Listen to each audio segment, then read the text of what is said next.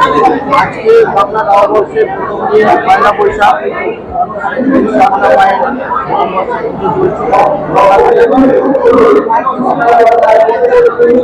পয়লা বৈশাখ আমাদের সর্বমঙ্গলা মায়ের যে সমস্ত সারা বাৎসরিক অনুষ্ঠানগুলো হয় তার মধ্যে এই পয়লা বৈশাখটা একটা অন্যতম।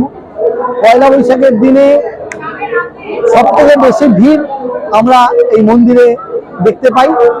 বর্ধমানের মানুষ, ব্যবসায়ী, সাধারণ মানুষ সবাই আজকের দিনে মন্দিরে আসেন, মায়ের কাছে আশীর্বাদ নিয়ে বছরের পথ চলাটা শুরু করেন।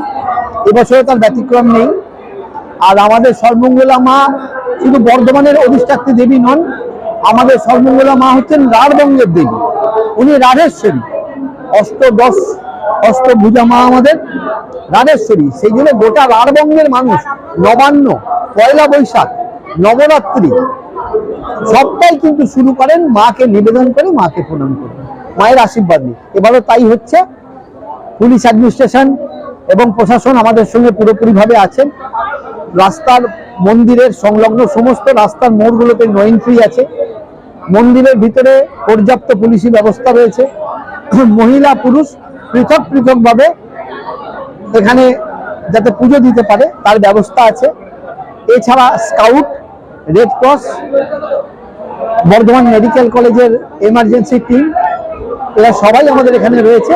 সবাই মিলে থেকে আজকে এই যে অনুষ্ঠানটা খুব সুষ্ঠুভাবেই এখন অবধি চলছে। এরপরে আমাদের 1টার পরে মায়ের ভোগ নিবেদন হবে। আমরা 800 জনকে ভোগ দেবো, যেভাবে আমাদের কুপন সিস্টেমে দেওয়া হয় অগ্রাধিকার ভিত্তিতে, সেটা 1টা থেকে শুরু হবে। এছাড়া মন্দির সংলগ্ন প্রাঙ্গণে একটা বেসরকারি চ্যানেল আজকে বর্ষবরণ অনুষ্ঠান করছেন। প্রত্যেক বছর আগে এই অনুষ্ঠান হতো, বিভিন্ন চ্যানেল বিভিন্ন সংস্থা করতো, কিন্তু বিভিন্ন কারণে সেটা বন্ধ হয়ে গিয়েছিল। করোনার কারণে এবছর থেকে আবার সেটা শুরু হচ্ছে। ওটা একটা বাড়তি সংযোগ এই বছর আমাদের বর্ষবরণটা মন্দিরের সাথে।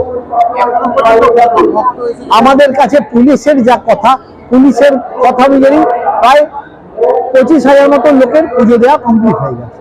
এটা আমরা যেটুকু ওনাদের কাছ থেকে জানতে পেরেছি, কারণ আমাদের কাছ থেকে হয়নি।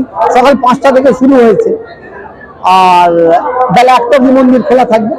সন্ধ্যেবেলাতে 4টের সময় আমাদের মন্দির খুলবে এবং সেটা বন্ধ হবে রাত্রিবেলায় 9টার সময়। অন্যান্য দিনে যে আমাদের এই মন্দির খোলার যে সময়সূচি থাকে, আজকের সময়সূচিটা একটু আলাদা, যেহেতু আজকের দিনটা বছরের প্রথম দিন। এইটা আজকে মায়ের ভোগে সাধারণ যে পদগুলো হয় সেই পদগুলো ছাড়াও কিছু ভাজাভুজি, কিছু এক্সট্রা তরকারি পদ আমাদের তৈরি করা হয়েছে, যেটা মাকে বছরের প্রথম দিনে আমরা নিবেদন করি।